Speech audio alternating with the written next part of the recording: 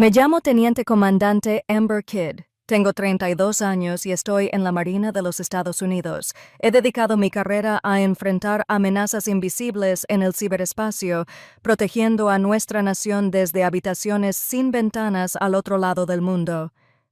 Pero hoy, mi enemigo no estaba al otro lado del mundo. Estaba a 3 metros de mí en el juzgado del condado de Culpeper, Virginia, y era mi propio padre. El mazo del juez golpeó el bloque de sonido. El chasquido resonó en la cámara como un disparo. Caso 13-42. Thomas Kidd contra la teniente comandante Amber Kidd. La acusación: manipulación fraudulenta de un testamento. Me quedé completamente inmóvil. Toda la sala se giró para mirarme. Mi padre, Thomas, se levantó y me señaló con el dedo. Frente a los periodistas y nuestros vecinos de toda la vida, su voz resonó, nítida como un cristal roto. Ahí está, la mentirosa que engañó a un anciano moribundo por su dinero. Todos esos uniformes y medallas son solo una tapadera para un corazón podrido por la avaricia. Ya no es mi hija. Mi madre se sentó a su lado, cabizbaja, mientras mi hermano Dean sonreía con suficiencia. Creían que me tenían acorralado, que esta humillación pública sería lo que finalmente me destrozaría. Pero no sabían de la última carta que dejó mi abuelo, la que estaba guardada en su vieja Biblia.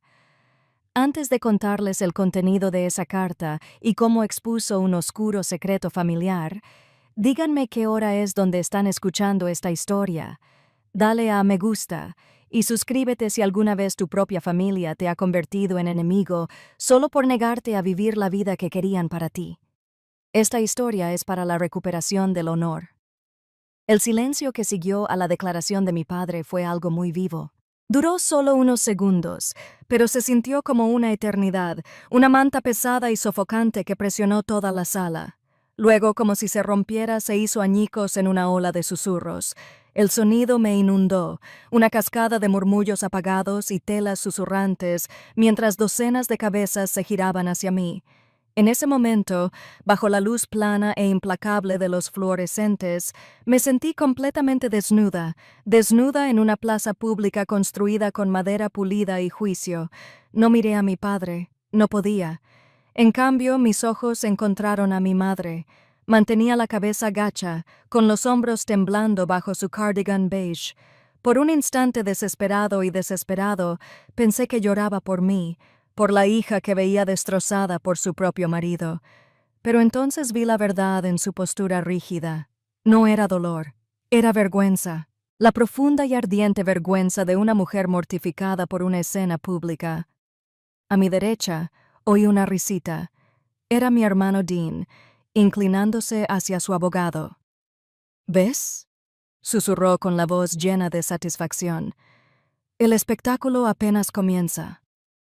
La traición no fue una sola herida. Fue un ataque coordinado desde todas las direcciones. Me quedé allí, una isla solitaria en un mar de rostros familiares y de repente desconocidos. Mi entrenamiento entró en acción, un recuerdo muscular de años de disciplina. Enderecé los hombros, levanté la barbilla y mantuve una postura tan rígida e inflexible como el mástil de un barco en medio de un huracán.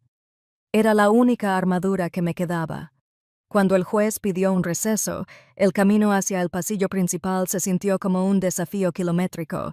Toda conversación cesó. En cuanto crucé las puertas dobles, sentí sus miradas fijas en mi espalda, docenas de ellas, un peso físico de curiosidad, lástima y desprecio apenas disimulado. Vi al abogado de mi padre, un hombre llamado Clifford, con una expresión sombría y practicada. Hablando con un reportero de un canal de noticias local, una cámara lo enfocaba directamente. «Esta es una tragedia familiar», dijo Clifford, con una voz que resumaba falsa compasión. «Mi cliente, el señor Kidd, simplemente quiere proteger el legado de su padre de la codicia insaciable. Cada palabra era una nueva vuelta de cuchillo que mi padre acababa de clavarme». Tuve que abrirme paso entre la pequeña multitud que se había reunido, el aire cargado con sus opiniones tácitas. Era como esperar en un pantano, Y entonces la vi, la señora Miller. Había vivido a 2 casas de la nuestra toda mi infancia. Era quien me hacía galletas de jengibre cada Navidad y me traía un guiso cuando tuve varicela. Estaba de pie con su esposo cerca de la fuente. Nuestras miradas se cruzaron por una fracción de segundo. Vi un destello de reconocimiento, de sorpresa, y luego nada. Giró la cabeza tan rápido que fue casi violento, agarró el brazo de su esposo y lo jaló hacia la salida, fingiendo no haberme visto. Ese simple acto de evasión dolió más que el veneno de mi padre. Su odio era un fuego familiar que había aprendido a controlar. Pero la fría indiferencia de alguien que una vez representó la bondad y la comunidad era un nuevo tipo de dolor. Confirmó mi nuevo estatus. No solo estaba siendo repudiada por mi familia, estaba siendo borrada por mi pueblo. Finalmente logré salir al estacionamiento. El sol de verano de Virginia brillaba cegadoramente, pero un frío profundo e inquebrantable se había instalado en mis huesos. Busqué a tientas las llaves de mi viejo jeep. Sentía los dedos torpes y desconectados de mi mente. Subí y cerré la puerta de golpe. El sonido fue un golpe sordo que me encerró en mi propio santuario temporal de acero y cristal. Apoyé la frente en el volante.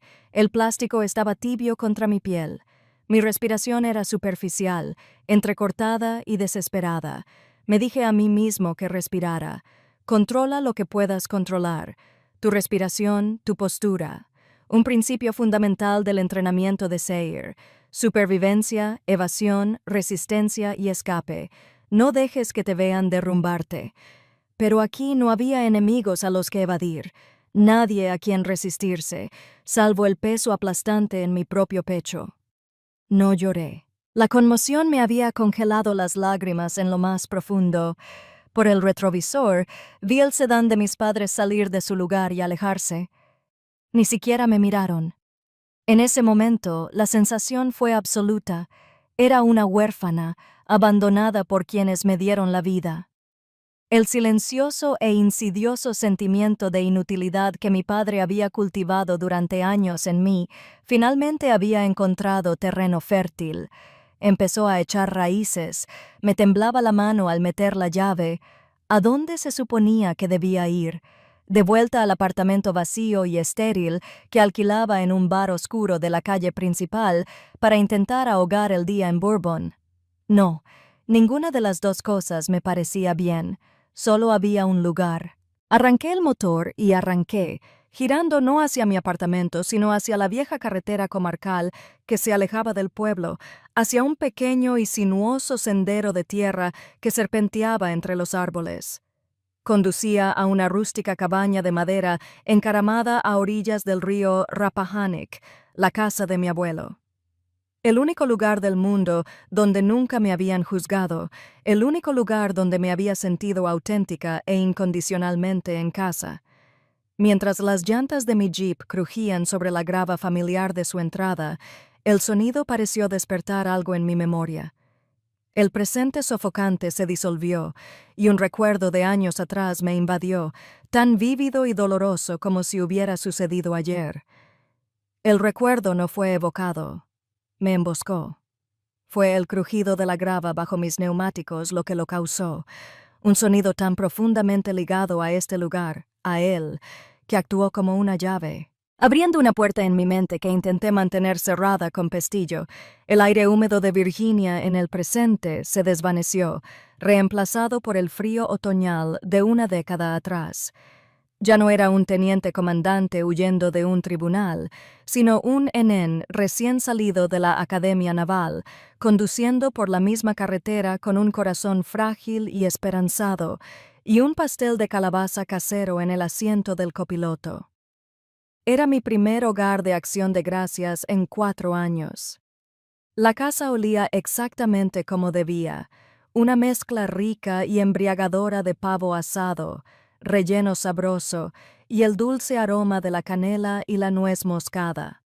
Era el aroma del hogar, de la tradición, de la pertenencia. Pero los sentidos engañan. El aire era cálido con el aroma de la comida, pero la atmósfera interior era tan fría que podía escarchar el cristal. Mi padre, Thomas, estaba en su sitio de siempre, hundido en su sillón de cuero, con la vista clavada en el partido de fútbol de la tele. Me hizo un gesto de desdén sin girar la cabeza. «Amber», gruñó, con la atención ya puesta en la pantalla. «En la cocina», dijo mi madre, con una energía frenética. Una sonrisa tensa y frágil se dibujaba en su rostro mientras hacía malabarismos con ollas y sartenes. «Ah, qué bien, ya estás aquí», dijo con voz tensa. «Todavía hay que batir la salsa». Solo mi abuelo parecía genuinamente feliz de verme. Se levantó lentamente de su silla junto a la chimenea. Sus viejos huesos protestaban, pero sus ojos brillaban. Me envolvió en un abrazo que olía a libros viejos y tabaco de pipa, su abrazo un pequeño y cálido puerto en un mar frío. «Ahí está», susurró con voz ronca pero llena de orgullo. «Te pareces exactamente a la oficial Amber. Estoy muy orgulloso de ti». Por un instante fugaz, aferrándome a él, sentí que el escalofrío se disipaba. Me permití creer que esta vez podría ser diferente, que mi uniforme, la barra dorada en mi cuello, finalmente podría ser suficiente. Pero ese destello de alegría duró poco. En cuanto nos sentamos a la mesa, mi padre afiló sus cuchillos, no solo para el pavo, sino para mí. El ataque comenzó antes de que siquiera tuviera oportunidad de desdoblar la servilleta, así que mi padre empezó, con un tono engañosamente despreocupado mientras observaba la mesa. «¿Cuánto gana un Ensign hoy en día?» No esperó una respuesta. No era una pregunta real, era una salva inicial. «Probablemente no te alcanza para alquilar un lugar decente, ¿eh?», continuó, pinchando un trozo de carne blanca con un tenedor grande. «Dean acaba de cerrar un trato de seguro la semana pasada. Su comisión sola superaba tu salario anual», lo dijo con satisfacción, colocando el trozo de pavo en su plato con un gesto elegante, como si estuviera presentando un argumento ganador. Al otro lado de la mesa, mi hermano Dean, mayor y ya ablandándose, se encogió de hombros, con una sonrisa de satisfacción en los labios. «Solo trabajo con inteligencia, no duro», añadió Dean, haciéndose eco de la filosofía arraigada de nuestro padre. Cada palabra era un dardo cuidadosamente dirigido, destinado a minimizar mis opciones, a replantear mi compromiso de servicio en una narrativa de fracaso financiero. Apreté los puños bajo la mesa, forzando la voz a mantener la firmeza. «Papá, no elegí este camino por el dinero». Mi padre soltó una risa corta y aguda. Era pura burla. «Ah, entonces es por la gloria», se burló. «Ver el mundo y no tener responsabilidades. Mientras tu hermano está aquí en casa forjando una carrera de verdad, preparándose para cuidar de una familia, tú estás jugando a los soldados en algún lugar al otro lado del planeta. ¡Qué desperdicio!». Mi abuelo intentó intervenir, con voz cansada pero firme. «Thomas, la chica está sirviendo a nuestro país». Pero mi padre hizo un gesto con la mano, desestimándolo como si fuera una mosca molesta. «¿Sirviendo?», se burló, alzando la voz. «Está huyendo de la responsabilidad, eso es lo que es». Hizo una pausa, mirándome a mí y a Dean con la expresión endurecida al dar el golpe mortal. La frase que resonaría en mi mente durante años. «Al menos tengo un hijo que sabe cómo ganar dinero de verdad, no cobrar una limosna del gobierno». Las palabras flotaban en el aire, densas y venenosas. Giré la cabeza, buscando desesperadamente a mi madre, enviándole una silenciosa y frenética súplica de ayuda, de una palabra de defensa, de cualquier cosa. Pero ella no me miraba a los ojos. Sus ojos estaban fijos en el charco de salsa de arándanos en su plato, como si albergara los secretos del universo. Tomó el tenedor, tocó un trozo de relleno y habló con una voz monótona y sin vida. «Cómanse a todos antes de que se enfríe la comida». Su silencio era más fuerte que la crueldad de mi padre. Fue la traición definitiva. En ese instante, comprendí con una claridad escalofriante que no tenía aliados en esa mesa, salvo el frágil anciano sentado a mi lado, cuya influencia se había desvanecido hacía tiempo. Estaba completamente solo, una isla azul y dorada en un mar hostil. Tomé mi tenedor y le di un mordisco al pavo. La carne, que momentos antes había olido tan bien, me supo a ceniza en la boca, tan amarga como el veneno. Me entrenaron en la academia para enfrentar a los enemigos y mantenerme firme ante la adversidad, pero nadie me enseñó a defenderme de la crueldad silenciosa e implacable de mi propia familia en un día que se suponía debía ser de gratitud. Si alguna vez has tenido un momento en el que unas palabras amargas arruinaron tu comida favorita, dale a "me gusta" para mostrar tu apoyo. Y cuéntenme en los comentarios qué comida les trae un recuerdo tan especial. Quiero saber que no soy la única en esto. Esa sentencia, no cobrar una ayuda del gobierno, fue el veredicto que me dio hace años. Etiquetó mi servicio, mi sacrificio, como algo despreciable, algo de lo que avergonzarse. Sentado en la cabaña de mi abuelo, con el fantasma de aquella cena de acción de gracias dando vueltas a mi alrededor, supe que ese momento era el principio. Fue el momento en que comprendí que mi honor era algo que tendría que construir por mí mismo. Una fortaleza tan fuerte que las flechas de sus palabras y su dinero jamás podrían volver a traspasar sus muros. Aquella amarga acción de gracias fue una línea en la arena. Las últimas palabras de mi padre ese día, desestimando mi servicio como una limosna del gobierno, se convirtieron en la piedra angular de la fortaleza que construiría alrededor de mi corazón. Partí hacia mi primer destino con una determinación serena y ardiente. Si mi valor no iba a ser reconocido en mi propia casa, lo forjaría yo mismo, pieza por pieza, en el único lugar donde el mérito era la única moneda que importaba, la Marina de los Estados Unidos. Mi camino me llevó a miles de kilómetros de distancia, a Nápoles, Italia, asignado al cuartel general de la Sexta Flota de los Estados Unidos. Mi escenario no era un campo de batalla de arena y roca, sino uno de señales y datos. La gloria, si así se le puede llamar, no se encontraba frente a multitudes entusiastas ni ante las cámaras de noticias. Se encontró en un lugar llamado ASKIF, una instalación de información compartimentada y sensible. La forma más sencilla de describirlo es como una bóveda fría y sin ventanas donde se guarda bajo llave el teléfono personal, donde no hay contacto con el mundo exterior y donde la única luz proviene del brillo de los monitores de las computadoras. Este era mi mundo. El zumbido constante y sordo de los servidores era la banda sonora de mi vida. La pantalla de mi ordenador era mi campo de batalla. Mi equipo y yo éramos centinelas digitales encargados de filtrar terabytes de datos sin procesar, un río infinito de información procedente de Europa del Este y Oriente Medio.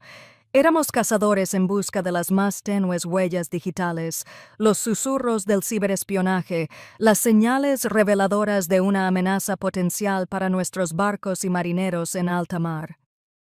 Había noches que se convertían en mañanas, nuestros turnos, alimentados por un potente espresso italiano, tan espeso y oscuro que parecía beber electricidad y comer puñados de barras de proteína sin apartar la vista de la pantalla. Cada análisis, cada informe, cada decisión que tomaba tenía un peso aterrador y emocionante a la vez. La seguridad de miles de personas podía depender de nuestra capacidad para detectar el patrón en el ruido. En esa habitación, a nadie le importaba quién era mi padre. Nadie preguntaba por el tamaño de mi cuenta bancaria. Les importaba una sola cosa: la calidad de mi trabajo y la integridad de mi palabra. Mi honor no era algo heredado. Era algo que me ganaba cada día en esa habitación fría y silenciosa. Mi oficial al mando era el coronel Miller, un hombre de firmeza y disciplina. Era un oficial clásico de la vieja escuela que hablaba poco y sonreía aún menos. Sus elogios eran un bien escaso y preciado. Durante meses, mi trabajo se recibía con un simple gesto de aprobación sin compromiso. Pero seguí adelante, impulsado por la necesidad de demostrar, no solo a él, sino a mí mismo, que mi padre estaba equivocado. Entonces llegó el día en que lo encontré. Una sutil anomalía en un flujo de datos cifrados. Un hilo digital que, al ser desenredado, reveló una importante vulnerabilidad de seguridad, una puerta trasera que analistas de mayor experiencia habían pasado por alto. Fue un hallazgo crucial, que podría haber sido explotado con consecuencias devastadoras. A la mañana siguiente, el coronel Miller me llamó a su oficina. Me quedé firme frente a su escritorio, con el corazón latiéndome con fuerza, esperando un informe detallado. No dijo mucho. Simplemente abrió un cajón, sacó un medallón pesado y ornamentado y lo deslizó por la superficie pulida de su escritorio. Era la moneda de desafío de la unidad. «Buen trabajo, chico», dijo con voz grave y retumbante. «Nos salvaste de un desastre tremendo». Recogí la moneda. El metal frío y pesado se sentía más valioso en mi mano que cualquier sueldo que hubiera recibido. En el mundo civil era solo un trozo de metal, pero en nuestro mundo lo era todo. Era una pieza tangible de respeto, un símbolo de pertenencia ganado con la competencia. Era el reconocimiento de un comandante, de un compañero guerrero. Era la prueba que tanto anhelaba. Mi mente, mi dedicación, mi servicio, todo tenía un valor real y mensurable. Esa Navidad, destinado en Nápoles, sentí la familiar punzada de soledad que embarga a todo militar desplegado durante las fiestas. Programé una videollamada a casa, con un pequeño destello de esperanza en el pecho de que este logro finalmente pudiera ser algo que mi padre pudiera comprender. La pantalla se encendió, revelando la sala de estar de mi familia, decorada para las fiestas. Podía ver el árbol de Navidad parpadeando al fondo. Estaba casi a punto de estallar con la noticia. «Hola a todos, tengo algo increíble que contarles». Comencé con la voz llena de emoción. El coronel Miller, mi director ejecutivo, me dio una moneda de desafío para el proyecto en el que he estado trabajando. «Papá, encontré esto». Mi padre me interrumpió, con la voz cargada de impaciencia. Está bien, ahórranos la jerga técnica». «Para mí, todo es griego», dijo, haciendo un gesto de desdén a la cámara. «Qué bien, cariño. Ahora, cuéntanos, ¿has ido de compras por allá? Tu madre quiere un bolso de piel auténtica de Italia, no una imitación». Me quedé sin aliento. Mi madre cambió de tema rápidamente y preguntó por el tiempo. Dean empezó a presumir del todoterreno nuevo que se acababa de comprar como regalo de Navidad adelantado, y yo me quedé allí sentado, en mi pequeño apartamento, mirando fijamente las caras pixeladas de mi familia. Mi mayor logro profesional, el momento de mayor orgullo en mi carrera, había quedado relegado a un segundo plano, como una charla aburrida, menos interesante que una salida de compras. La fortaleza que había estado construyendo con tanto esmero de repente parecía de arena. Al terminar la llamada, me invadió una familiar sensación de desolación. Me acerqué a mi escritorio y abrí una pequeña caja de madera que mi abuelo me había enviado antes de fallecer. Dentro, sobre un lecho de terciopelo descolorido, estaba su vieja brújula de latón y una pequeña copia enmarcada de un discurso. Era El hombre en la arena, de Theodore Roosevelt.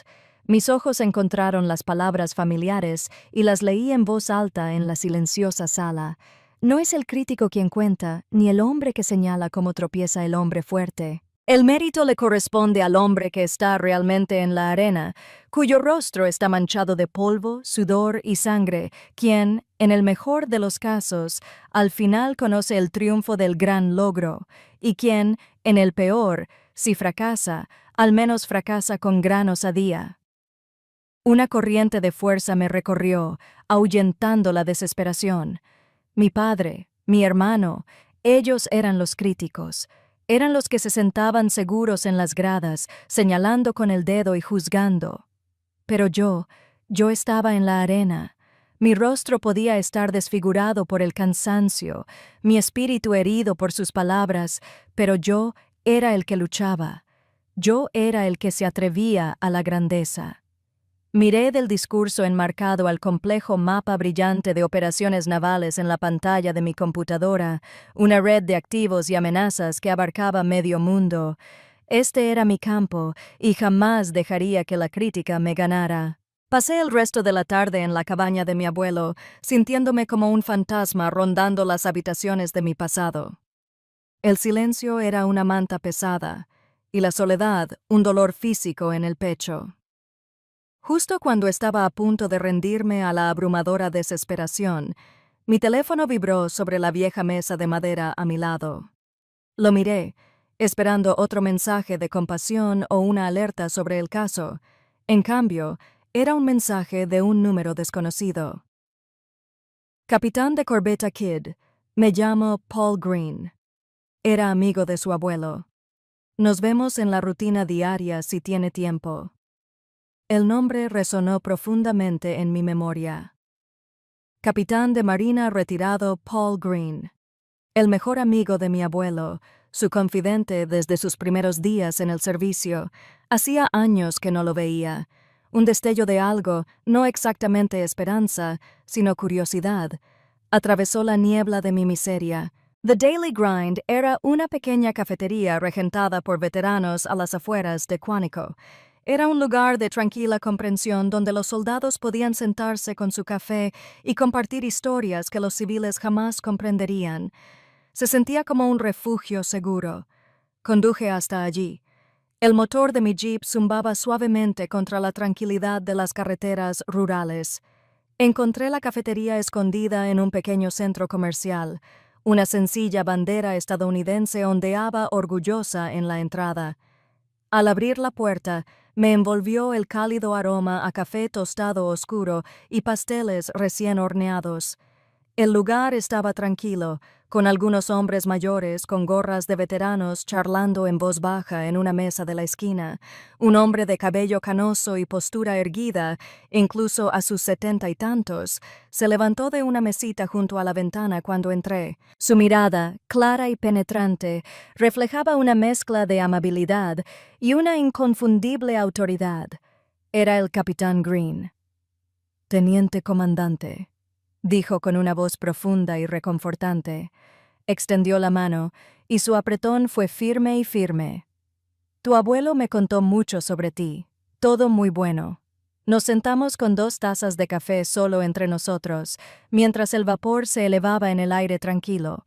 Estaba preparado para explicar, para exponer los detalles humillantes del día, para defenderme, pero no tuve que hacerlo. El capitán Green parecía ver el meollo del asunto a través del tumulto. Tomó un sorbo lento de café, con la mirada fija. «Conocí a tu padre, Thomas, cuando era solo un niño», dijo con una mirada triste y cómplice. Negó levemente con la cabeza. Siempre intentaba llenar un vacío demasiado grande, una sombra demasiado larga. Tenía celos de su propio padre, y ahora tiene celos de ti. Las palabras impactaron profundamente. Por primera vez alguien me había dicho la verdad que había sentido toda mi vida, pero que nunca me había atrevido a nombrar. Era una verdad que a menudo me acusaba de imaginar, de ser demasiado sensible. Escucharla dicha con tanta claridad, con tanta naturalidad, fue como si me quitaran un gran peso del alma. No tuve que discutir ni justificarme. Me quedé sentada allí, en la tranquila calidez de la cafetería, y sentí el inmenso alivio de ser comprendida de verdad. Nos sentamos en un cómodo silencio por unos instantes, mientras la verdad no dicha se asentaba entre nosotros. Entonces me miró, su expresión se suavizó, y me hizo la pregunta que me destrozaría por completo. «Tu padre», comenzó con voz suave pero directa, «¿asistió alguna vez a una de tus ceremonias de ascenso, Amber?» La pregunta era tan simple, pero me impactó con la fuerza de un golpe físico. Me quedé paralizada, con la mano suspendida sobre mi taza de café. Miré fijamente el líquido negro, cuya superficie reflejaba una versión distorsionada de mi rostro. El silencio se prolongó, denso con el peso de mi respuesta no dicha. Claro, lo sabía en cierta medida, pero nunca me había permitido alinear los hechos, ver el patrón con tanta claridad. Mi graduación de la academia, mi nombramiento como ensign, mis ascensos a teniente subalterno y luego a teniente. Ni una sola vez había estado allí. Siempre había una reunión crucial, un viaje de negocios inevitable, alguna excusa plausible que aceptaba porque la alternativa era demasiado dolorosa de afrontar. Una lágrima caliente se me escapó y rodó por la mejilla, salpicando mi café. Luego otra. El dique de serenidad que con tanto cuidado había construido en el juzgado finalmente se rompió. Las lágrimas que había congelado por la conmoción comenzaron a derretirse y a fluir. Lágrimas silenciosas de dolor por la aprobación de un padre que nunca había recibido. El capitán Green no ofreció trivialidades vacías ni torpes palabras de consuelo. Simplemente extendió la mano por encima de la mesa y con cuidado colocó una servilleta limpia y doblada frente a mí. Me dio lo que más necesitaba en ese momento, el espacio para finalmente sentir en toda su profundidad esa vieja y dolorosa herida. Cuando las lágrimas se calmaron, una calma se apoderó de mí. Antes de levantarnos para irnos, el capitán Green metió la mano en un desgastado maletín de cuero que llevaba a un lado y sacó una pequeña y elegante caja de madera. Era de roble oscuro pulido, del tipo que mi abuelo usaba para guardar sus metales. La deslizó sobre la mesa hacia mí. «Tu abuelo me pidió que te guardara esto», dijo en voz baja y seria. «Me dijo que te lo diera cuando llegara la tormenta». Me miró fijamente a los ojos. «Conocía a tu padre, Amber. Sabía que esto iba a pasar». Entonces se levantó y me puso una mano en el hombro. No fue un toque ligero ni cortés, fue una firme presión, un gesto firme, de apoyo y profundamente paternal. «No permita que lo destruyan, teniente comandante», dijo, con la voz resonando con la convicción de un líder de toda la vida. «Su honor se forjó a fuego, el suyo son solo palabras vacías». Conduje de vuelta a la cabaña de mi abuelo con la caja de madera en el asiento del copiloto. Sujeté el volante con una mano y mantuve la otra sobre la caja, protegiéndola, mientras mis dedos recorrían la madera lisa y fresca. Por primera vez desde que cayó el mazo, no sentía el peso aplastante de la soledad. El camino por delante seguía siendo incierto, la batalla estaba lejos de terminar, pero ahora tenía un aliado, tenía un segundo padre, y en la caja a mi lado tenía un legado, y tal vez, solo tal vez, el arma que necesitaba para contraatacar. Pasé los 2 días siguientes en estado de animación suspendida. La caja de madera del capitán Green permanecía sin abrir sobre el polvoriento escritorio de mi abuelo. Parecía la última jugada de una partida de ajedrez que aún no estaba listo para jugar. Primero necesitaba comprender la estrategia de mi oponente. La respuesta llegó al tercer día en forma de llamada de un número que conocía de sobra. Mi padre. Lo dejé sonar 3 veces antes de contestar. Mi propio entrenamiento estaba actuando.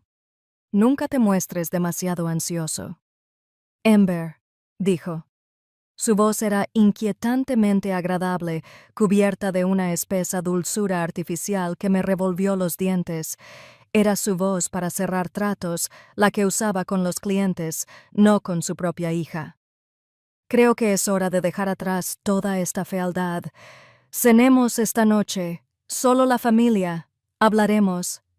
Asador Morton's. 8 en Nilo. Morton's».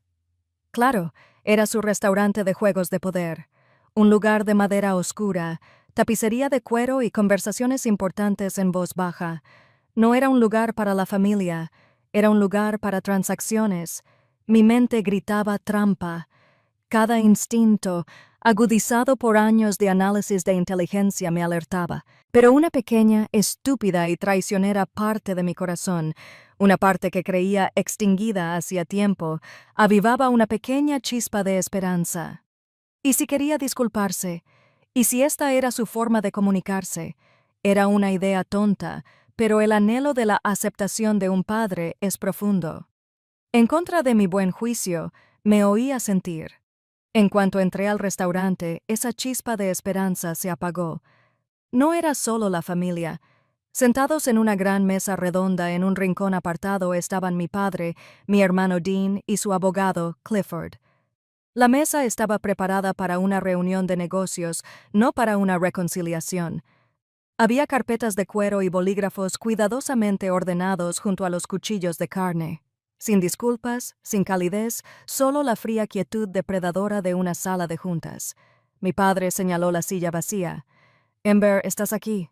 «Bien. Vamos directo al grano», empezó, renunciando a cualquier pretensión de cena familiar. «Estamos aquí para hacerte una oferta justa para acabar con todo este ruido y volver a nuestras vidas».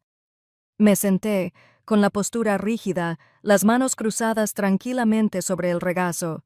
Por dentro, sentía un nudo de frío en el estómago. El camarero se acercó, pero mi padre lo despidió con impaciencia. No se trataba de cenar. Clifford, el abogado, carraspeó y deslizó una de las carpetas de cuero por la mesa hacia mí. La abrió, revelando un documento lleno de densos textos legales. «Estamos dispuestos a retirar la demanda», dijo con voz suave y ensayada. «A cambio, tras la liquidación de la herencia, la señora Kidd recibirá un pago único del 15% del valor total. Después de todo, se han deducido los honorarios y gastos legales». Sonrió, con un gesto de reptil. «Una suma muy generosa para alguien en su posición, debo añadir». El 15%. La cifra flotaba en el aire, un insulto calculado y deslumbrante. Ni 50, ni siquiera 25, 15. No era un acuerdo, era una limosna. Las sobras de su mesa. Sentí que la sangre se me iba de la cara, reemplazada por una oleada creciente de furia gélida. Mi padre se inclinó hacia adelante, con la voz llena de condescendencia, como si le estuvieras haciendo un gran regalo a un mendigo. «Considera lo tuyo, Ember. Algo para ayudarte con tu jubilación después de terminar la marina». Un gesto de buena voluntad. Levanté lentamente la vista del documento y lo miré directamente. Mi voz, al hablar, era peligrosamente baja. «Esto nunca fue por dinero», dije. Dean soltó una repentina carcajada que hizo que las mesas cercanas se volvieran. «Vamos, Ember.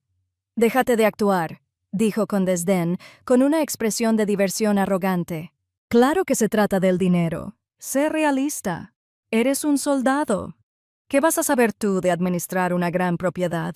Deberías quedarte con el dinero y dejar que los hombres se encarguen del resto».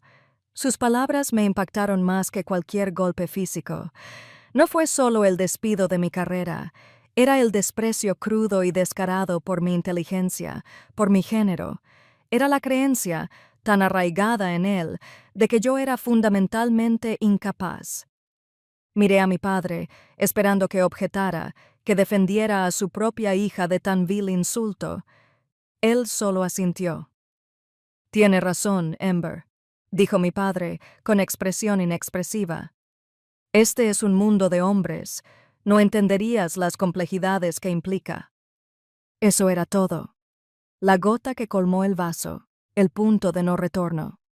En ese momento, una calma extraña y aterradora me invadió. El dolor, la conmoción, la necesidad desesperada de su aprobación. Todo se desvaneció, consumido por una rabia limpia, blanca y ardiente. Recordé una lección del entrenamiento de negociación con rehenes. Nunca se negocian los valores fundamentales con un terrorista, y ahora mismo, mi honor era el rehén.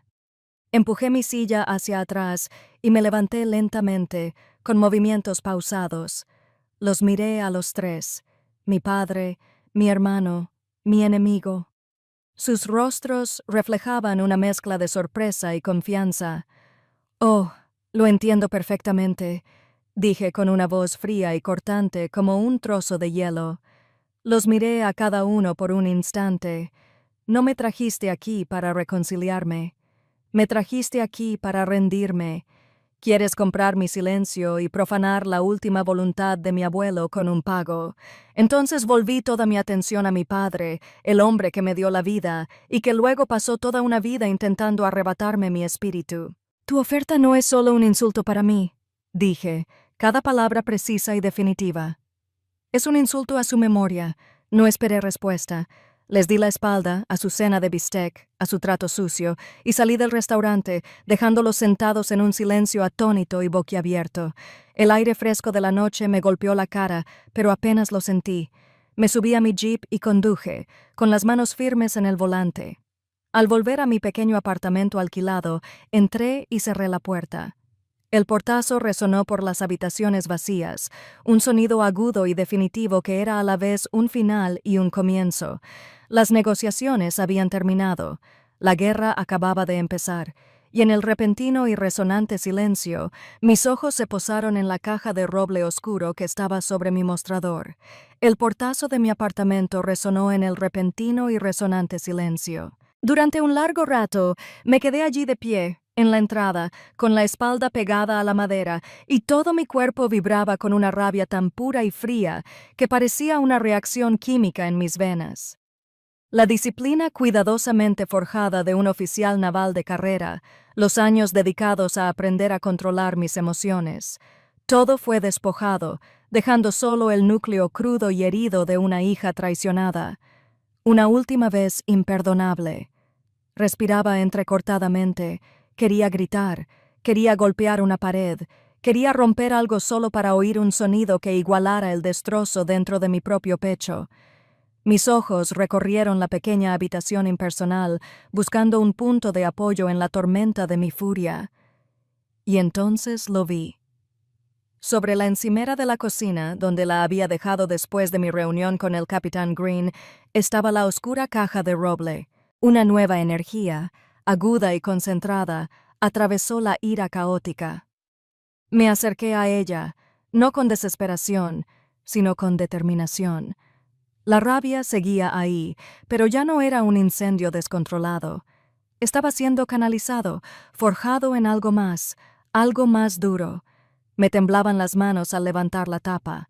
El aire se llenó al instante con el fantasma de mi abuelo, el rico y reconfortante aroma a roble añejo, a pulimento de limón y el tenue y dulce aroma del tabaco de pipa que solía fumar en el porche.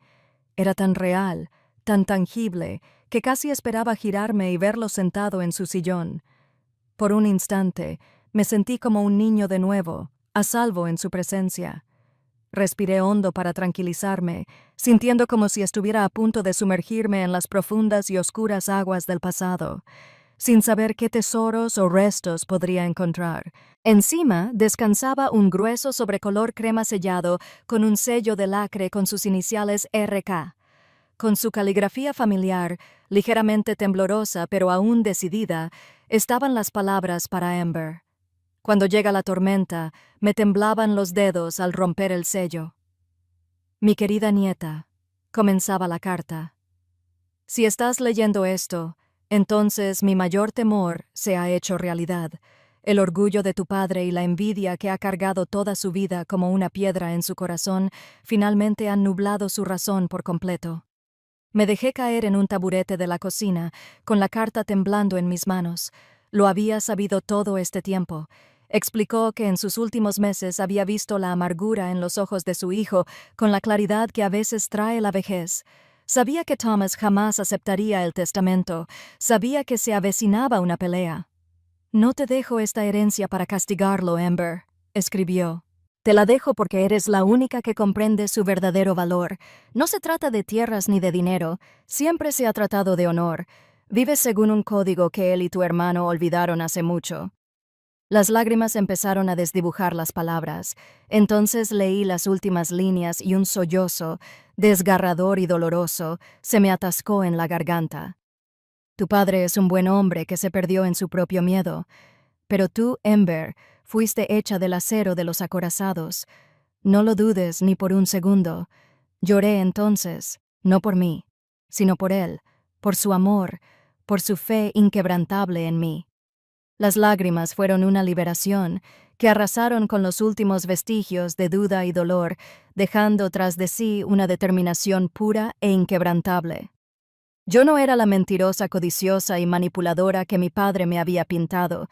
Yo era el acero de los acorazados, y era hora de demostrarlo. Secándome los ojos con el dorso de la mano, dejé la carta a un lado. La tormenta emocional había pasado, el oficial de inteligencia había tomado el mando. Compartimenté el dolor y centré mi atención en el resto del contenido de la caja. Debajo de la carta había un elegante diario encuadernado en cuero, con su vieja pluma M. Lang junto a él. Lo abrí. Era su diario de los últimos 6 meses de su vida. Con meticuloso cuidado lo había documentado todo. Su caligrafía, clara y lúcida, daba fe de su estado mental. Una entrada decía: Thomas me visitó hoy y volvió a hablar de optimizar los activos. Quiere vender el pastizal norte para construir una urbanización. No entiende que la tierra es nuestra historia. Es donde nació esta familia. Otro de unas semanas después, Dean pasó por allí y me pidió un préstamo para comprar un deportivo nuevo.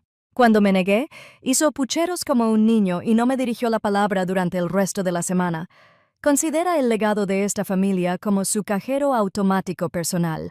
Cada entrada era una pieza del rompecabezas, un ladrillo en el muro de pruebas contra sus afirmaciones de incompetencia. Pero la prueba irrefutable final era el objeto más pequeño de la caja, una diminuta memoria USB negra. La llevé a mi portátil con el corazón latiéndome con fuerza. La inserté y apareció un solo archivo de video en la pantalla. El nombre del archivo era la directiva final. Le di al play. El rostro de mi abuelo llenó la pantalla. Estaba en su estudio, sentado en su escritorio, hablando por su cámara web. Parecía frágil. Su voz era más débil de lo que recordaba, pero su mirada era aguda, inteligente y absolutamente clara. La fecha en la esquina del video era de una semana antes de su fallecimiento. Su abogado estaba al otro lado de la llamada, con la voz audible. «Solo quiero confirmar esto una última vez, Robert», dijo el abogado. «Que quede claro, mi abuelo respondió con voz firme y firme a pesar de su tono débil. Toda mi herencia, cada acre, cada dólar, será transferida a mi nieta, la teniente comandante Amber Kidd». Se acercó a la cámara con una mirada penetrante. La razón es simple. Ella vive según un código de honor. Mis 2 hijos, lamentablemente, no. No permitiré que el trabajo de mi vida, mi legado, se convierta en una mercancía para ser repartida y vendida por hombres que solo valoran el dinero. El video terminó. Me quedé allí, atónito y en silencio. La verdad era abrumadora. Mi abuelo no solo me había dejado sus propiedades, me había dejado un plan de batalla completamente preparado. Había anticipado cada movimiento que haría mi padre y había preparado el contraataque perfecto. La ira en mi pecho se había enfriado, convirtiéndose en una determinación singular y escalofriante. Ya no era el acusado en un juicio humillante, era el ejecutor del testamento de mi abuelo, era el instrumento de su justicia. Él me encomendó la misión y ahora me había dado las armas para cumplirla. Cualquiera que haya tenido que luchar por lo justo, cualquiera que sepa que hay cosas más importantes que el dinero, conoce la sensación que me invadía. Era la calma antes de la tormenta justa. Si crees que el verdadero legado de una persona es el honor que deja, dale a me gusta y comenta con una sola palabra: honor. Que nos escuchen. Cogí el teléfono con la mano firme. Encontré el número de mi abogada. Contestó al segundo timbre. «Señora Henderson», dije con voz tranquila, serena y fría como el acero. «Soy Amber, niña. Tenemos trabajo que hacer». A la mañana siguiente, conduje hacia el norte por la Ruta 29, dejando atrás la claustrofobia pueblerina de Culpeper. A medida que el paisaje cambiaba de las ondulantes colinas de Virginia a la densa e imponente arquitectura de Washington, D.C., sentí un cambio correspondiente en mi interior. Cuanto más me acercaba a la ciudad, más se desvanecían los últimos vestigios de la hija herida. Reemplazado por la mente concentrada del teniente comandante Kidd, ya no reaccionaba. Me preparaba para actuar. Entrar al despacho de abogados de Sarah Henderson en la calle K fue como entrar en otro mundo. La opresiva penumbra del juzgado del condado de Pepper fue reemplazada por ventanales de piso a techo, luz solar brillante y una energía vibrante que parecía vibrar en el aire. Su oficina era moderna, elegante, y contaba con una vista panorámica de los monumentos de la ciudad. Era la oficina de una mujer acostumbrada a luchar y ganar a nivel nacional. Sarah Henderson me recibió no con lástima, sino con un firme apretón de manos y una mirada directa. Era una mujer de unos 50 años con una inteligencia aguda en la mirada que reconocí al instante. Era una exoficial de la Armada y se comportaba con la eficiencia sensata de quien comprende la cadena de mando y la importancia de un objetivo claro. «Dijiste que tenías algo», dijo, yendo al grano. «Veámoslo». En el silencio estéril de su sala de conferencias, coloqué el contenido de la caja de roble sobre la reluciente mesa de cristal, la carta, el diario encuadernado en cuero y la pequeña memoria USB negra. No dije nada, dejando que la evidencia hablara por sí sola. Ella leyó la carta primero, con expresión indescifrable. Luego, hojeó cuidadosamente el diario de mi abuelo, con el ceño fruncido por la concentración. Finalmente, le entregué mi portátil. El archivo de video estaba listo. Vio el video de 90 segundos en completo silencio. Mientras la voz clara y resuelta de mi abuelo llenaba la habitación, vi una lenta y peligrosa sonrisa extenderse por el rostro de Sarah Henderson. Cuando terminó el video, se reclinó en su silla y silbó levemente.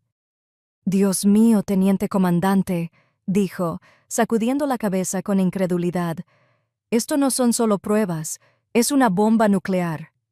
Me miró con los ojos iluminados por la alegría depredadora de una abogada. «Ya terminaron. Simplemente aún no lo saben». Una oleada de alivio, tan fuerte que casi me dobla las rodillas, me invadió. Por primera vez sentí la firme certeza bajo mis pies. Sarah se inclinó hacia adelante y su expresión pasó del triunfo a una de genuina admiración. «Te subestimaron, teniente comandante», dijo con voz tranquila pero firme. «Menudamente, te miraron y vieron a una hija a la que podían intimidar, a un soldado al que podían despedir. No vieron a un oficial de guerra de información, alguien entrenado día tras día para analizar el engaño y contrarrestarlo con estrategia». Me miró fijamente. Ese será su error fatal.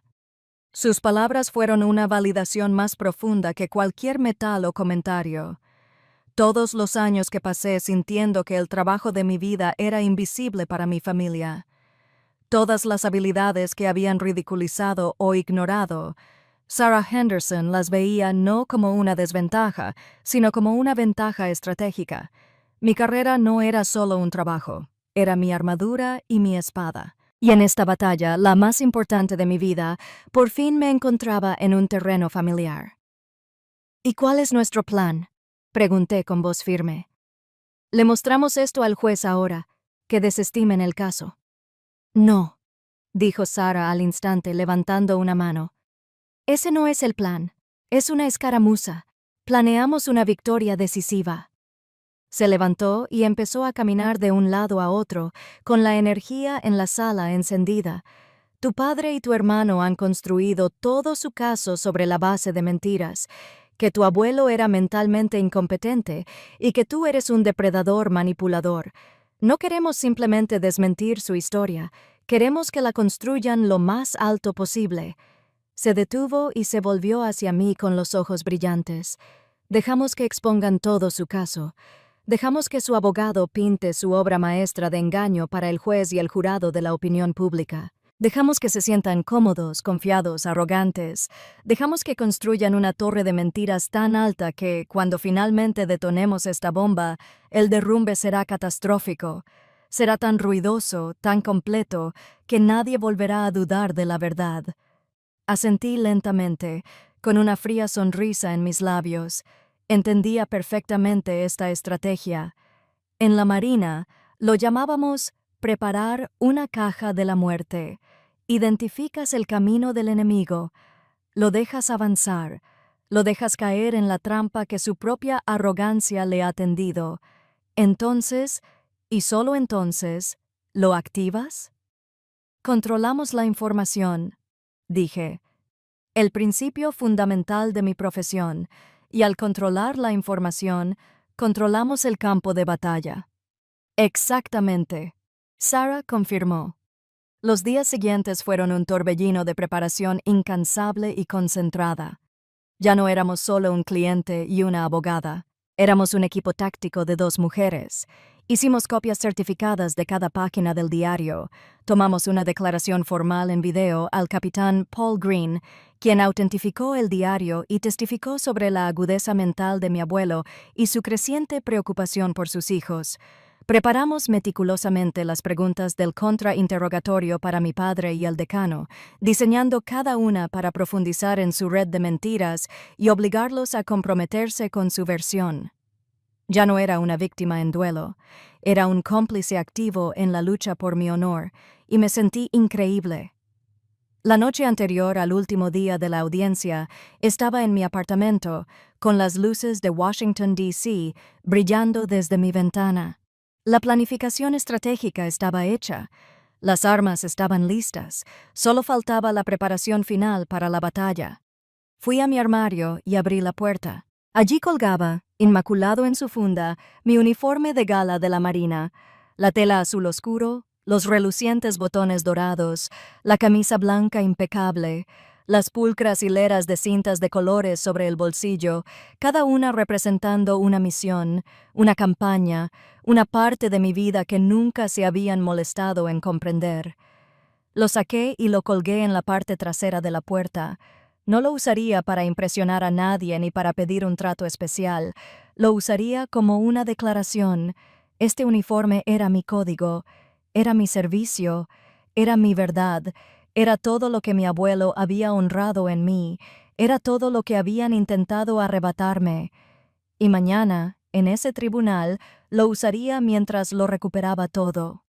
El último día de la audiencia se sintió como el momento antes de que estalle una tormenta.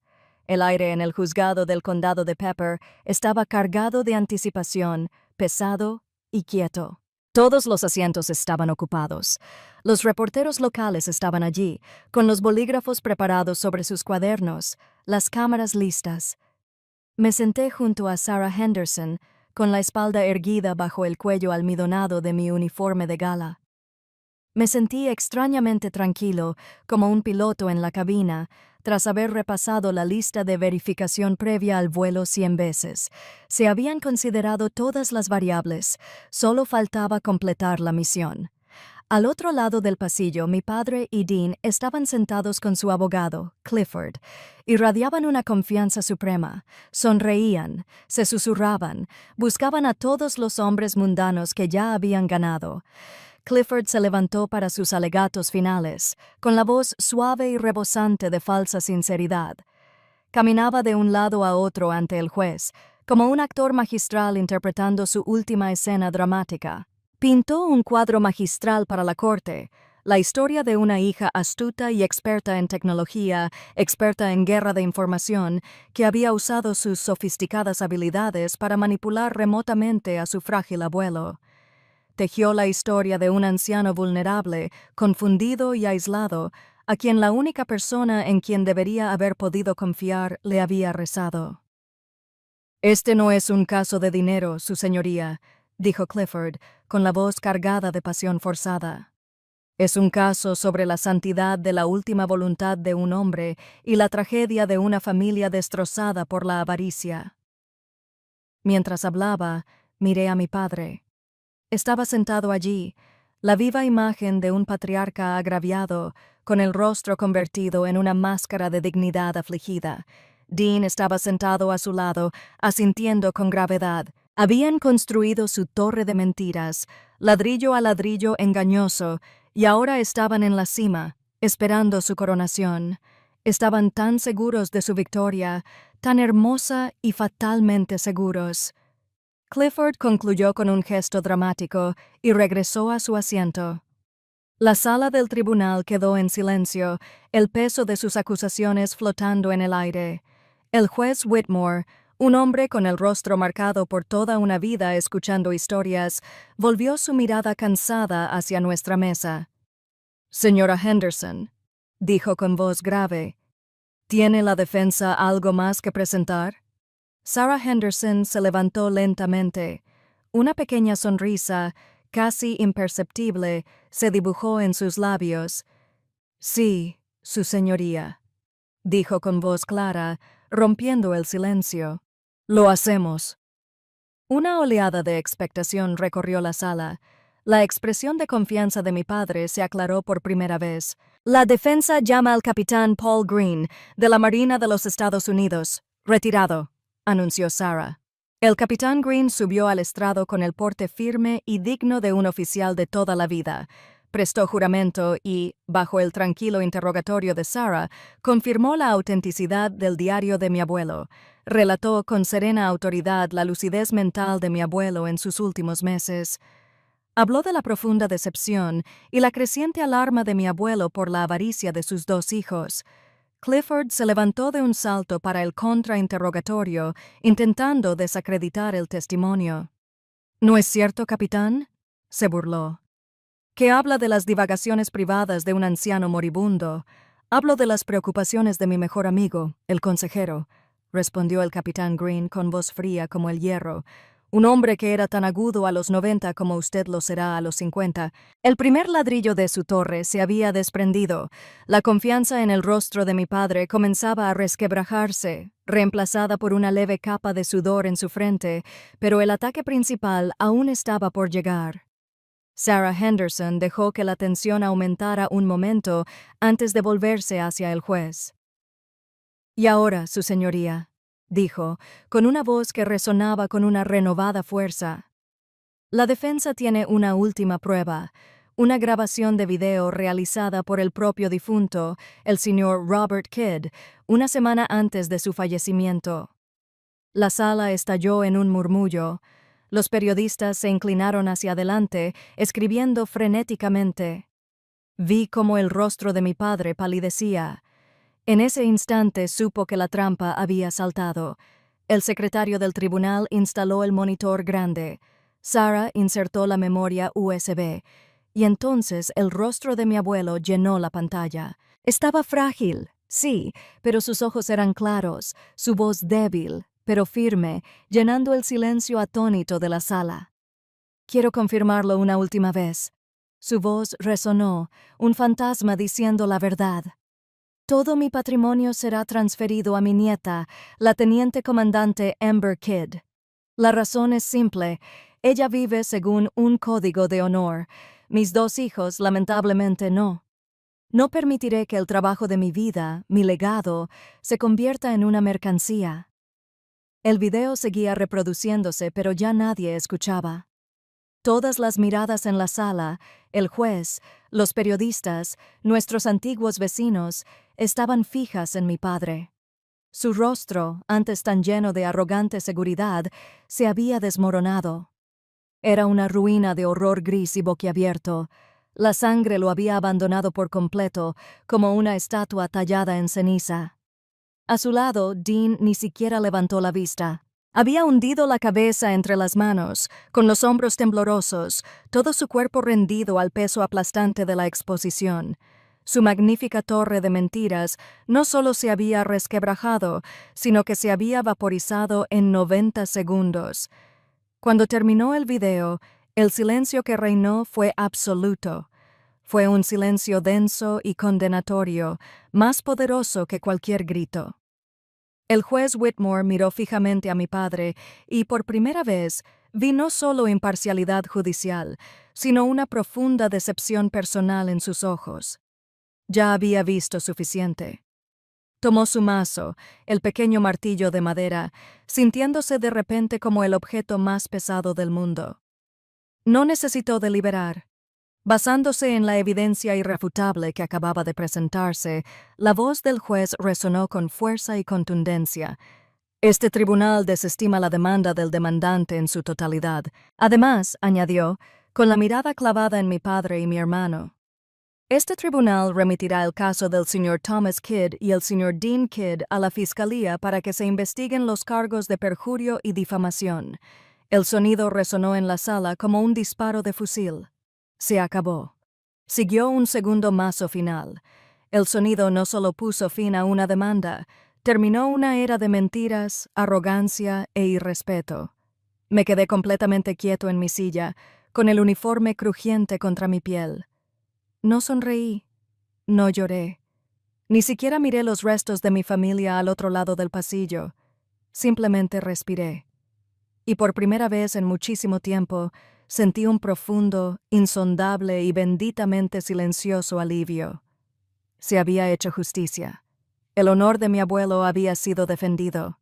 No fui a un bar a celebrar, no llamé a mis amigos para contarles la noticia. Tras el veredicto, tras el caótico torbellino de periodistas y el silencio atónito que siguió a mi familia al salir del juzgado, simplemente conduje. Regresé directamente a la cabaña de mi abuelo, el único lugar en la tierra que parecía un santuario. El uniforme, que en el tribunal me había parecido una armadura, ahora me pesaba y me apretaba. Me puse una sudadera vieja y unos vaqueros, sintiendo cómo la tensión en los hombros empezaba a disminuir por primera vez en semanas. Mi teléfono, que había dejado en la encimera de la cocina, vibraba sin parar. Un torrente constante de mensajes de amigos, colegas, incluso uno breve de felicitación del capitán Miller desde Nápoles. «Bien hecho, chico». Lo leí, sentí una punzada de calor y luego puse el teléfono boca abajo. No me atreví a contestar. La victoria sabía a ceniza. Me hundí en el desgastado sillón de cuero de mi abuelo, el que aún conservaba el tenue aroma a tabaco de pipa, y miré por la ventana el río Rappahannock. Fluía, firme y sereno, completamente indiferente a los dramas humanos que se desarrollaban en sus orillas. Había ganado. Había defendido el nombre de mi abuelo, había protegido su legado, pero al hacerlo, había desmantelado pública e irrevocablemente a mi propia familia. No había vuelta atrás. La sensación no era la euforia triunfal que había imaginado, era un agotamiento profundo y profundo, el que siente un soldado tras una campaña larga y brutal, cuando la adrenalina se desvanece y solo queda la silenciosa conciencia del precio. Había ganado la guerra por mi honor, pero el precio había sido mi propia historia, mi propia sangre. El teléfono volvió a sonar, un sonido agudo e insistente que lo destrozó. Miré la pantalla. Mamá. El corazón me latía con fuerza. Una parte de mí quería ignorarlo y dejar que saltara el contestador para preservar el frágil silencio que había encontrado. Pero otra parte, la que aún era hija, tomó el control. Respiré hondo para tranquilizarme y contesté. El sonido que salió del altavoz no era una voz. Fue un sollozo, un sonido entrecortado y desesperado que me desgarraba los nervios. Ember, querida. Por fin logró pronunciar la palabra con la voz llena de lágrimas. Ay, Ember, por favor, tienes que hacer algo. Esperé con un nudo en la garganta. ¿Qué hacer, mamá? Los cargos, el perjurio, gritó. Tu padre no sobrevivirá a esto. ¡Qué vergüenza! Lo matará. Por favor, no dejes que hagan esto. No destroces a esta familia más de lo que ya está. ¿No puedes simplemente... ¿No puedes perdonarlo? Las palabras eran como 1000 agujas diminutas, cada una clavando una fibra sensible.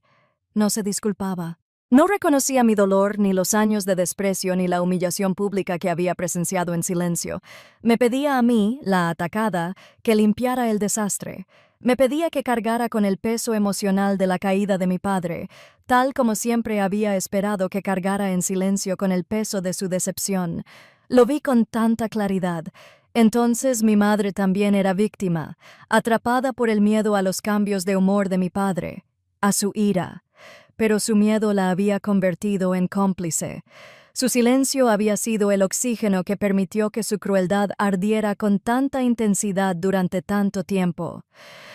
«Tengo que irme, mamá», dije, con la voz apenas un susurro.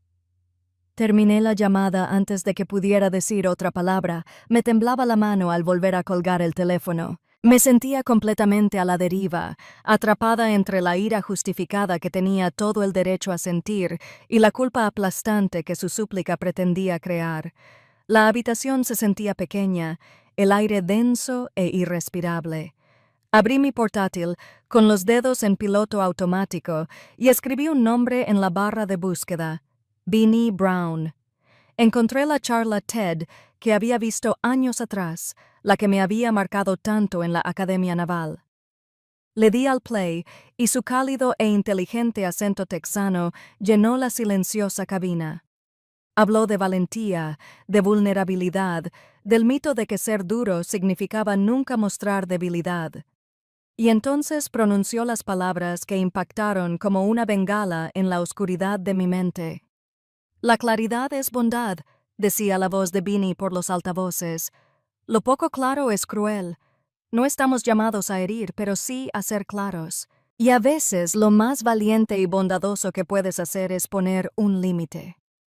Una lágrima ardiente finalmente se escapó y rodó por mi mejilla. Fue una revelación, una autorización. Toda mi vida había pensado que mantener la paz tragándome mis sentimientos era lo más noble. Pero no era noble. Era autodestructivo. Beanie tenía razón. La bondad no consistía en dejar que la gente te lastimara repetidamente. La verdadera bondad, la bondad conmigo misma, consistía en ser clara. Perdonar no significaba abrir la puerta a más dolor. Significaba permitir que las heridas finalmente se cerraran. En lugar de llamar a mi madre, abrí un documento en blanco. No quería una pelea a gritos, no quería otra ronda de lágrimas y manipulación. Quería claridad. Empecé a escribir no una carta de enojo, sino una carta de verdad. Se la dirigí a los tres. Hoy gané el caso. Escribí, pero no me siento ganador. Al final, todos perdimos algo. Papá, te perdono. No porque lo que hiciste estuviera bien, ni porque no causara un dolor tan profundo que no estoy seguro de que alguna vez sane por completo. Los perdono porque ya no soporto el peso de su ira y su decepción. Lo dejo atrás por mi propio bien. Mamá y Dean, también los perdono. Los perdono por su silencio, que fue su propia arma. Ahora entiendo que ambos actuaron por miedo, pero ya no puedo permitir que ese miedo dicte mi vida. Hice una pausa, con los dedos sobre el teclado. Esta era la parte más importante. Este perdón no es una puerta abierta, escribí. Es una puerta que se cierra pacíficamente. Necesito espacio y tiempo para sanar, lejos de los roles que todos hemos desempeñado durante tanto tiempo. Cuando esté lista, si alguna vez lo estoy, seré yo quien te ofrezca la mano. Necesito que lo respetes. Lo releí una última vez, respiré hondo y pulsé enviar. Y mientras el correo electrónico se perdía en el éter digital, una increíble y profunda sensación de paz se apoderó de mí. La tormenta interior finalmente se disipó. No solo había ganado una demanda, había recuperado mi propia vida, me había elegido a mí mismo, y comenzaba a comprender que tal vez eso era realmente el honor. Los 6 meses posteriores a mi correo electrónico fueron una temporada de silencio, un silencio tranquilo y sanador, no el sofocante con el que crecí. No supe nada de mi familia, ni me comuniqué con nadie. Necesitaba espacio, tiempo para tranquilizarme, no solo en la batalla legal, sino en el campo de batalla de mi propio corazón. Me quedé en la cabaña de mi abuelo, mientras el suave murmullo del rapajánico se convertía en la banda sonora de mi recuperación. La herencia, precisamente aquello que se había convertido en un arma contra mí, ahora me esperaba. Durante un tiempo, no supe qué hacer con ella. La idea de gastarlo en mí, en un auto nuevo o en un departamento lujoso, me parecía inapropiada, como una traición al honor que tanto había luchado por defender. El legado de mi abuelo no se trataba del dinero, se trataba de los principios que guiaba su vida, y me di cuenta de que la única manera de honrarlo de verdad era poner ese legado al servicio de todos. Vendí una parte del terreno, lo suficiente para conseguir una suma considerable, pero conservé la cabaña y el jardín que llegaba hasta la orilla del río. Luego llamé, no a un agente inmobiliario ni a un asesor financiero, sino a un centro de apoyo para veteranos en Fredericksburg, un lugar del que había leído que ayudaba a exmilitares que pasaban por momentos difíciles. Me reuní con ellos y juntos elaboramos un plan. No solo firmaría un cheque, financiaría la construcción de dos cosas específicas: un jardín terapéutico, un espacio tranquilo y hermoso para que los veteranos y sus familias encuentren paz, y una clínica legal gratuita para ayudarlos a librar las batallas para las que no fueron entrenados. Lo llamaríamos el proyecto del legado de Robert Kidd. Estaba transformando la fuente tóxica del conflicto de mi familia en una fuente de sanación para otros. Se sentía bien. Era como volver a casa, a un propósito que no sabía que buscaba. Aproximadamente una semana antes de la ceremonia de dedicación del jardín, estaba sentada en el porche cuando un coche que no reconocí se detuvo en la entrada de grava. Dean salió. No lo había visto desde el juzgado, y el cambio fue sorprendente. Parecía 10 años mayor. La sonrisa arrogante había desaparecido, reemplazada por una tristeza cansada en sus ojos. De alguna manera parecía más pequeño. Se quedó de pie, incómodo, al pie de las escaleras. «Papá, no le va muy bien, Ember», murmuró, con la mirada fija en las tablas de madera del porche. «Desde que pasó todo, solo se sienta. Se está comiendo la vida con el silencio». Finalmente levantó la cabeza y me miró. Me miró de verdad por primera vez en nuestra vida adulta. No había burla en sus ojos, solo una vergüenza cruda y torpe. «Lo siento, Ember», dijo con las palabras sonando extrañas y difíciles de pronunciar. «Fui un completo imbécil. Tenía celos de ti. Creo que siempre los he tenido. No fue un discurso grandilocuente, fue incómodo y entrecortado, pero sincero. Fue la primera grieta en el muro de hielo que nos había separado durante 30 años. No le ofrecí falso consuelo ni una absolución fácil. Simplemente asentí. Gracias por decírmelo, Dean». La ceremonia de dedicación se celebró en una perfecta y fresca tarde de otoño. La luz del sol de Virginia se filtraba entre las hojas doradas, iluminando el jardín recién plantado. Decenas de veteranos, sus familias y miembros de la comunidad estaban allí. Al ponerme de pie para hablar sobre el código de honor y servicio de mi abuelo, observé a la pequeña multitud. Y allí, de pie al fondo, casi oculto por la sombra de un viejo roble, estaba mi padre. Vestía con sencillez una chaqueta y pantalones desgastados. Se veía delgado, incluso demacrado. No intentó acercarse, simplemente se quedó allí, observando, con el rostro convertido en una máscara indescifrable.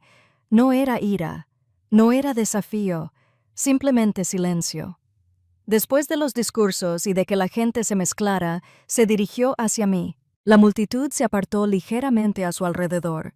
No dijo ni una palabra, simplemente extendió la mano con la palma hacia arriba. Al estirar los dedos, un destello de oro viejo yacía allí.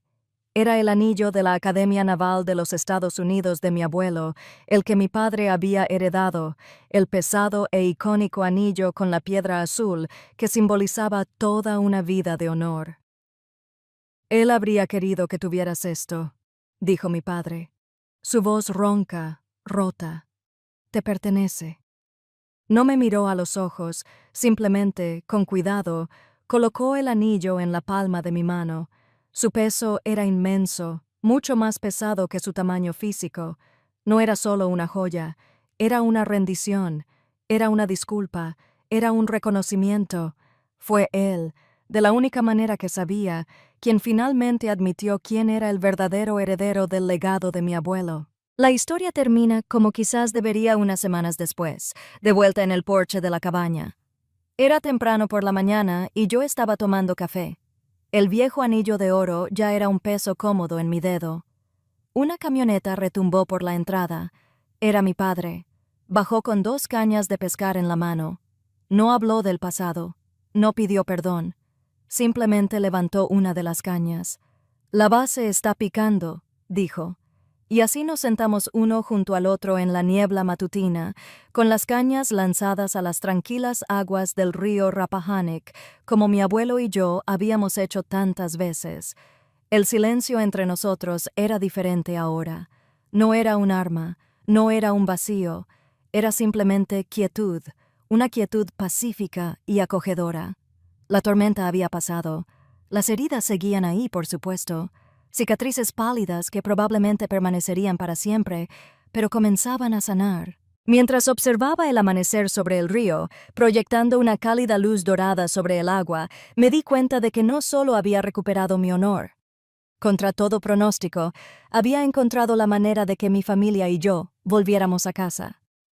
Mi historia comenzó en un tribunal, pero la verdadera batalla se libró en los momentos de tranquilidad, aprendiendo a perdonar, estableciendo límites y redefiniendo el verdadero significado del honor.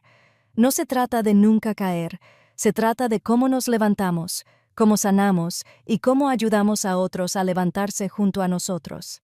Gracias por escuchar y por ser parte de este viaje de regreso a casa.